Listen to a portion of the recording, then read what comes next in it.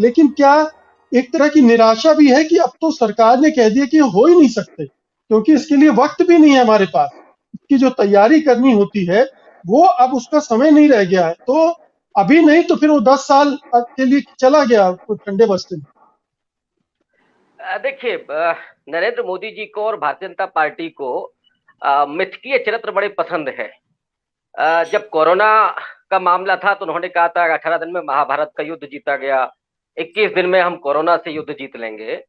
और उसी महाभारत में एक प्रसंग है या उसके बहुत सारे हिस्से हैं जिसमें ये होता है कि जो तीर लोग छोड़ते थे उनको वापस करने की भी किसी किसी को शक्ति थी।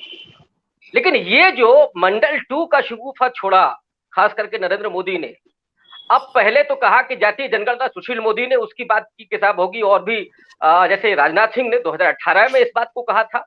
मुझे लगता है कि वो तीर जो छोड़ा था वो पलट करके उनकी तरफ आ गया है। अब वो क्या करेंगे? दूसरा, जो आपने बिहार का जिक्र छेड़ा, मैं इसमें भी एक मिथक का इस्तेमाल करूंगा। ये लड़ाई अब पाटलिपुत्र वर्सेज इंद्रप्रस्थ की हो गई है, और वो पाटलिपुत्र जो मौर्य साम्राज्य की राजधानी थी, और वो मौर्य साम्राज्य जिसमें जो शूद्रों की जो राजा हुए, चाहे चंद्रगुप्त मौर्य से लेकर के अशोक तक, और जो इंद्रप्रस्थ है आज जो हिंदुत्व की राजनीति है वो, तो ये जहां से पहल हो रही है वो बहुत महत्वपूर्ण है। हालांकि उत्तर प्रदेश में अखिलेश यादव ने पहले बढ़त ली थी और उन्होंने जातीय जनगणना की मांग की।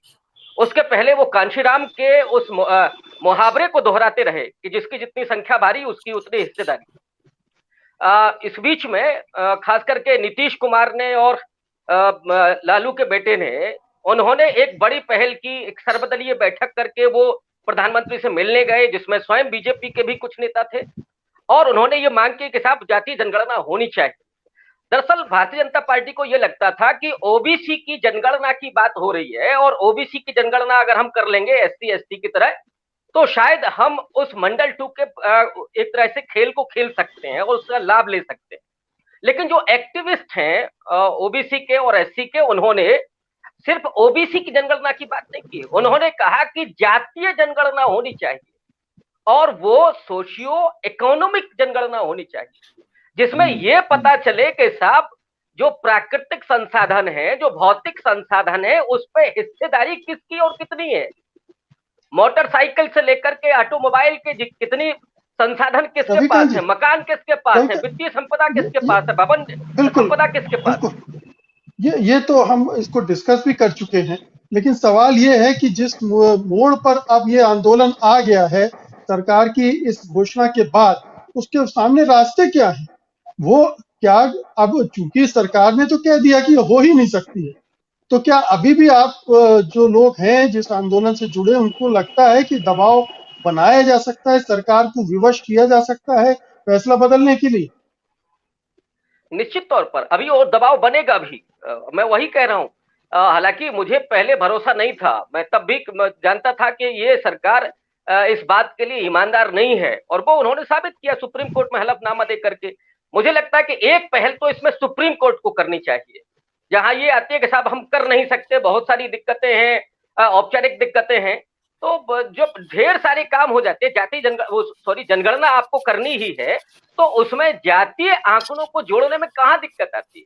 लालू जी जो कहते हैं कि साहब जानवरों के और इन सब की आप गणना कर सकते हैं, तो साहब ओबीसी की जनगणना क्यों नहीं? तो मुझे लगता है कि दबाव और पड़ेगा। ये राजनीति माने जो मंडल की राजनीति है, पिछड़ों की राजनीति है, और एग्रेसिव होगी, और वो उसका असर दिखने लगा है। उत्तर प्रदेश में एक नारा इधर चलने लगा है कि अब की बार पिछड़ों की सरकार है।